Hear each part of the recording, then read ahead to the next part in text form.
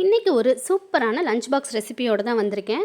பட்டாணி புலாவ். இதை லஞ்ச் பாக்ஸுக்கு செஞ்சு கொடுத்தீங்கன்னா லஞ்ச் பாக்ஸ் கண்டிப்பாக காலியாக தான் வரும். வாங்க எப்படி செய்யலான்னு பார்த்துடலாம். அப்படியே நம்மளோட வீடியோக்கு ஒரு லைக் பண்ணிவிட்டு நம்மளோட சேனலை மறக்காமல் சப்ஸ்கிரைப் பண்ணிக்கோங்க.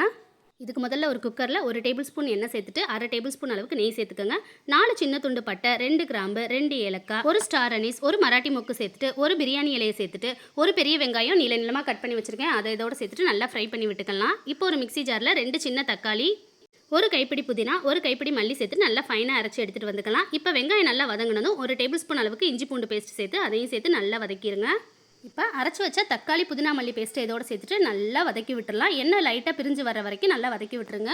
இப்போ இதுக்கு தேவையான அளவு உப்பு சேர்த்துட்டு 1 டீஸ்பூன் மிளகாத்தூள், 1 டீஸ்பூன் பிரியாணி மசாலா தூள், 1 டீஸ்பூன் கரம் மசாலா சேர்த்துட்டு நல்லா வதக்கி விட்டுடலாம்.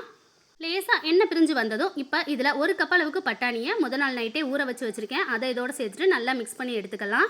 இப்போ இதுக்கு தேவையான அளவு தண்ணி சேர்த்துக்கோங்க. நான் 1 கப் அளவுக்கு அரிசி வைக்கிறேன். அதுக்கு 1.5 கப் அளவுக்கு தண்ணி சேர்த்துக்கலாம். தண்ணி சேர்த்துட்டு ஒரு மூடி போட்டு மூடி வச்சுருங்க. நல்லா கொதி வரட்டும்.